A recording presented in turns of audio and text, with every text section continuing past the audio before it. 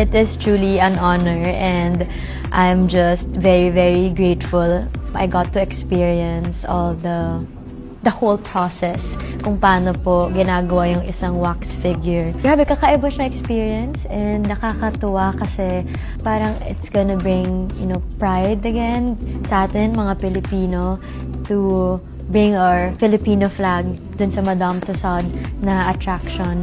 Siguro pag makita ko na yung wax figure in person, dun pa lang talaga siya magsisink in sa akin na, wow, I have a wax figure.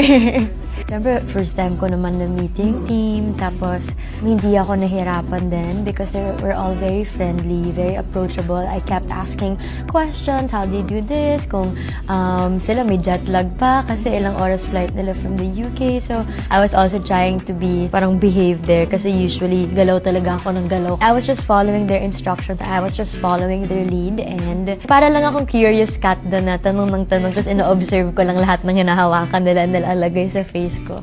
Sino ba? Baka si Papa. Hindi din nila actually alam ata kung di sinabi ni Mama. Hindi nila alam na magkakaroon ako ng wax figure.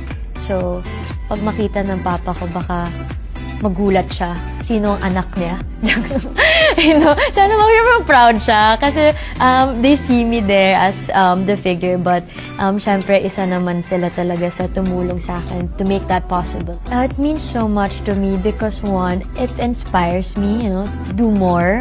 Kasi pag nakita mo yun, parang magpa-flashback sa akin yung journey na napagdaanan mo yung ilang years na yun when I started, when I was 6. And now I'm 29. And then, nangyari to, yung proseso na pinagdaanan mo to deserve that, wax figure, na very humbling siya.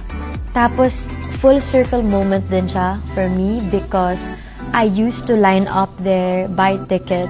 Parang when I was a kid, I just want to go there and meet my idol and I want to experience Madame Tussauds. But now, you get to be part of it.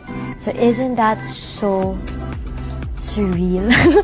So, nakakatawa. Hopefully, it's something na mapagmamalaki din, especially ng pamangkin ko, pag makita nila na, it's my Tita Kath there. It's something na pag makita ng mga younger generations, makita din nila na, it's possible if you dream big, you do all the works. I'm just really overflowing with so much joy and gratitude. Yes, to all my kababayans and to all my Filipino fans, this is it. I'm so happy na pwede ko na